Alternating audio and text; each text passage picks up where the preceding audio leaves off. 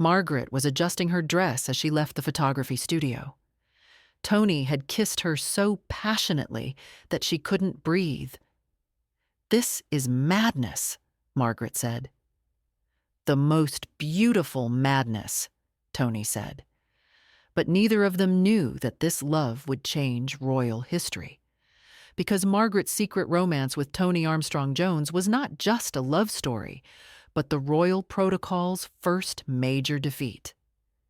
In the autumn of 1958, the life of 28-year-old Princess Margaret changed forever with a photo shoot.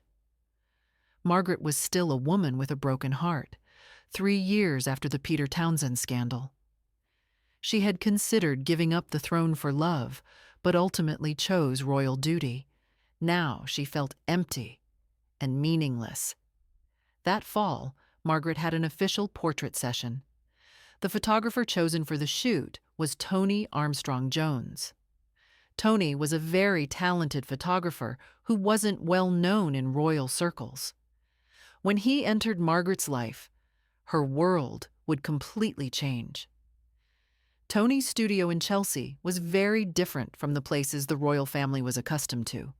Bohemian, artistic, free. When Margaret entered the studio, she found herself in a completely different world. "Princess Margaret, welcome," said Tony, but his voice lacked that formal respect others showed Margaret. He was speaking to her as if she were a normal person. Margaret wasn't used to this behavior. "Thank you, Mr. Armstrong-Jones. Please call me Tony." "Everyone here does?" Margaret was surprised. Nobody addressed her so casually. During the shoot, Tony approached Margaret very differently. He wasn't giving her orders. He was making suggestions. He saw her not as a princess, but as a beautiful woman. "Relax a little more," said Tony. "Drop the stiffness. Just be Margaret." These words greatly impressed Margaret. Nobody had told her to just be Margaret for a long time. "How?" asked Margaret. "Show the woman inside you, not the princess." When Tony pointed the lens at Margaret, he focused on her eyes. Margaret felt lost in that gaze. "Your eyes are very beautiful," said Tony, "but they look sad." Margaret wasn't expecting this sincerity. "Does it show?" "To me it does, because I just look, I don't judge." This answer had touched Margaret's heart. The shoot lasted 2 hours, but for Margaret it felt like 2 minutes. Talking with Tony felt very natural. When the shoot ended, Margaret didn't want to leave. "When can I see the photos?" "They'll be ready next week," said Tony. "Would you like to come and see them?"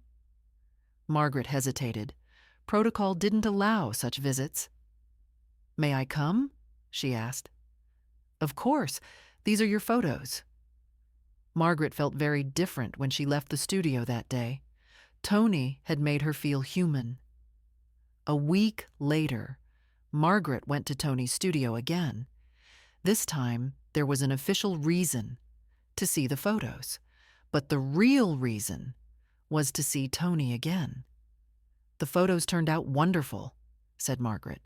"You are wonderful. I just captured it." Margaret wasn't used to such compliments. "You speak very differently." "How differently?" "Sincerely. People usually treat me very formally." Tony approached Margaret. "I'm not treating you as a princess. I'm treating you as Margaret." "Is there a difference?" "A big difference. Princess is cold and distant. Margaret is warm and real." These words had deeply affected Margaret. That day, Tony asked Margaret how she liked her tea. He learned what music she loved. He wondered about her favorite color. Nobody asked Margaret such personal questions. "Why are you so curious?" asked Margaret. "Because you are an interesting woman, and I want to get to know you." Margaret asked with her heart beating fast. "As a princess." "As Margaret." That evening, Margaret was very happy as she returned home. The time spent with Tony had made her feel special. But what was truly shocking was the effect Tony's different approach to Margaret had awakened in her. The following week, Margaret found an excuse to go to the studio again. "I want a few more of my photos," she had said. Tony was very pleased to see Margaret. "Of course. Which photos would you like?" "The ones you like best." While showing the photos, Tony stood very close to Margaret. Margaret could smell his scent. "You look very beautiful in this photo," said Tony. "Really?" "Really. Very natural." Margaret had felt Tony's hand touch hers. That touch gave her electricity. "Tony," said Margaret. Yes? "I am very lonely." Tony looked into Margaret's eyes. "You're not alone anymore." These words had melted Margaret's heart. That day, Tony had shown Margaret different things. Other photographs he had taken, art pieces, his music collection. "Your world is very different," Margaret had said. "How different?" "Free. I have never felt such freedom." "You can be free here." "Really?" "Really. Here you are, just Margaret." Margaret had been captivated by the magic of Tony's world that day. On the third visit, Tony offered Margaret wine instead of tea. Margaret was surprised because drinking wine during the day wasn't in royal protocol. "May I drink?" asked Margaret. "Of course. This isn't your palace. It's my studio." Margaret was drinking wine during the day for the first time, and this gave her great excitement. "I feel very different," Margaret had said. "How different?" "More brave." Tony had laughed. "Courage suits you." The wine had relaxed Margaret, and she began talking very intimately with Tony. "Tony, are you married?" Margaret had asked. "No, I haven't found the right person yet." "What should the right person be like?" Tony had answered, looking into Margaret's eyes. "Beautiful, intelligent, brave, and someone who loves to be free." Margaret had found this description suitable for herself. "And you?" Tony had asked. "Do you think about marriage?" Margaret had been sad. "Marriage isn't easy for royal members." "Why?" "Because love comes second." "That's wrong. Love should always come first." These were the words Margaret had been longing to hear for a long time. This was exactly when everything changed. Because when Tony touched Margaret, the electrical feeling that enveloped them both would take it to another dimension. That evening, when Margaret stood up to leave, she had taken Tony's hand. "Margaret, don't go yet." "Why?" "Because I want to spend more time with you." Margaret was feeling the warmth of Tony's hand. "I want to, too, but what? Is this right?" Tony approached Margaret. "This is the most right thing."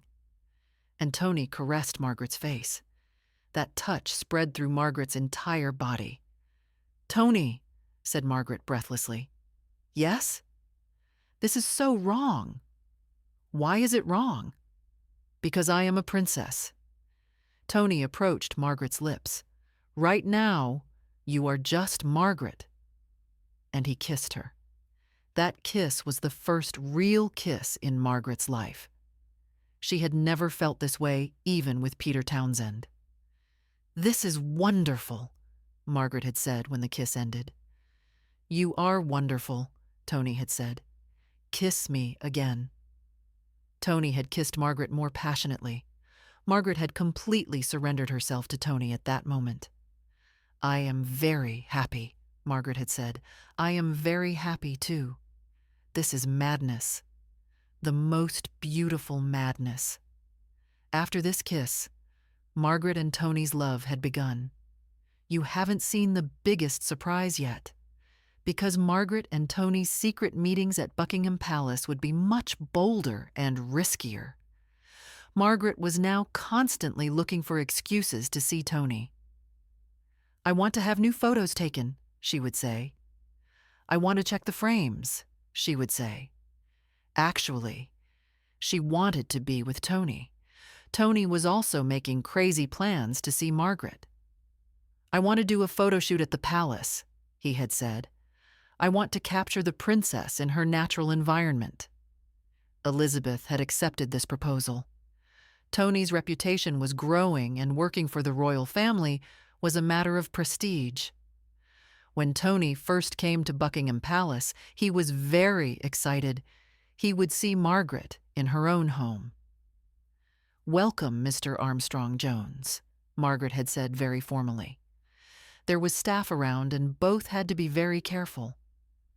During the shoot, Tony was signaling Margaret with his eyes, sending smiling messages.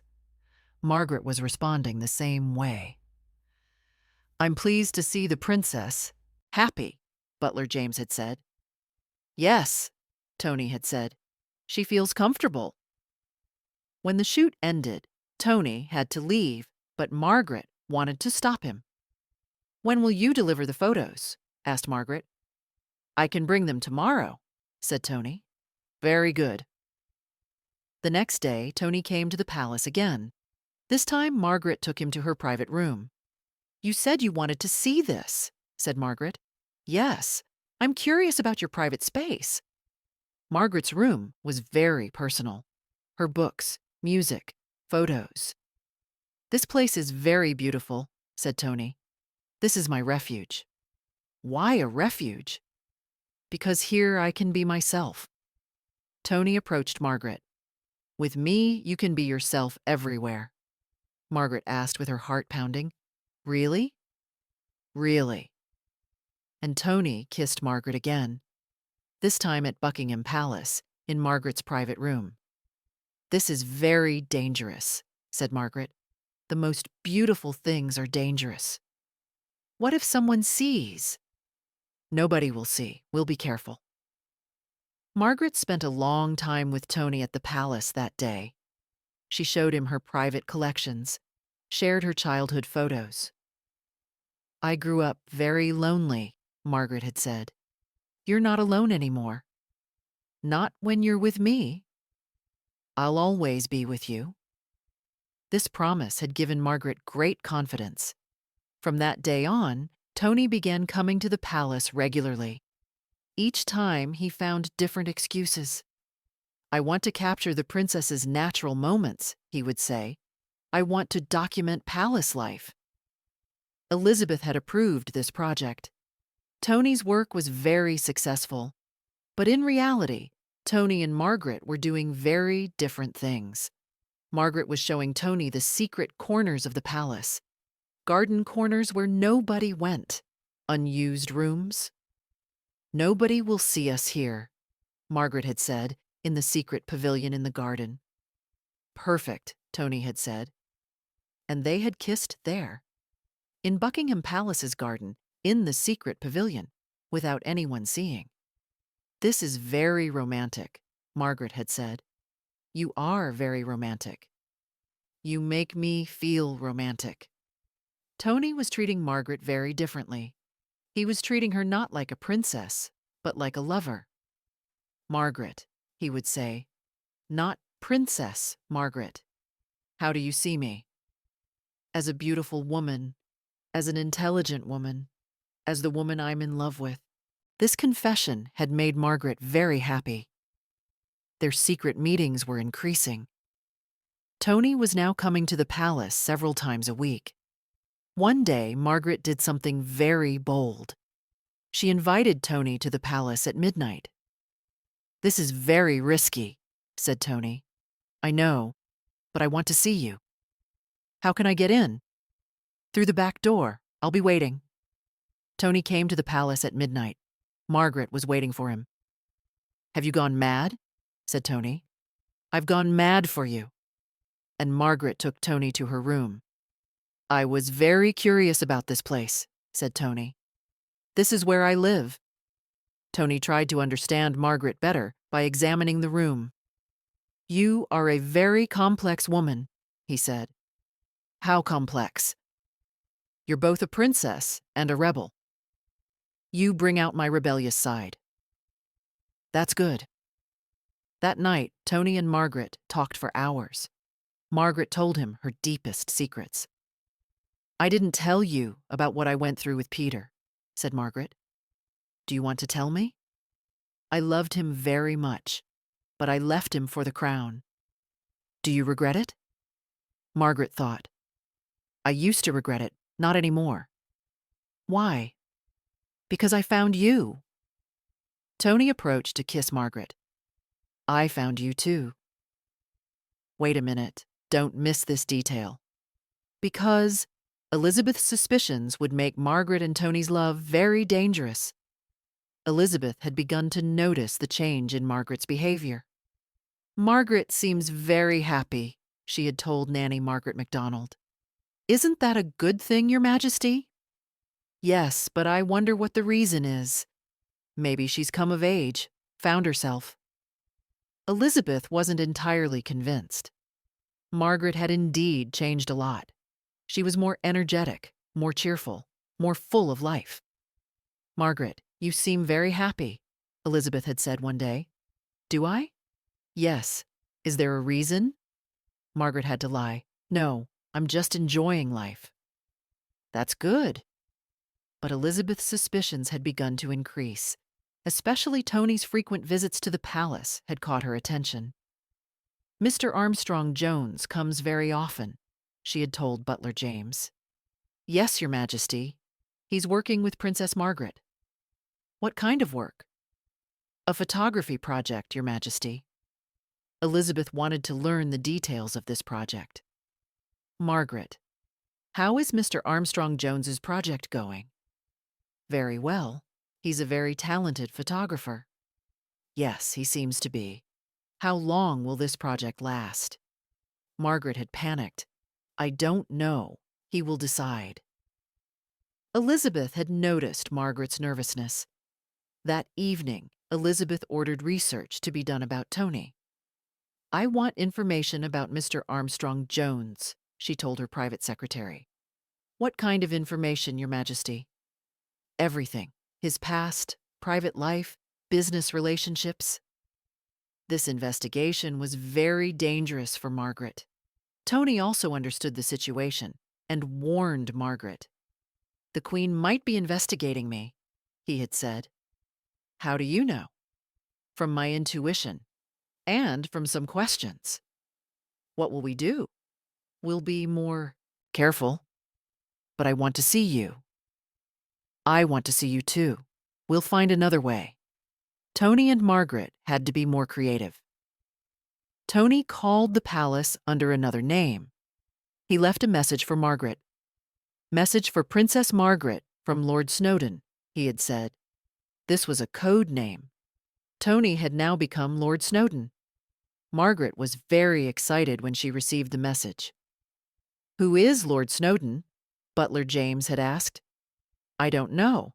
I'll investigate," Margaret had said. Actually, she was making plans to meet with Tony. This code system had worked. Elizabeth's suspicions had decreased. Margaret now began meeting Tony outside the palace. "Meeting outside is more romantic," Tony had said, "and safer."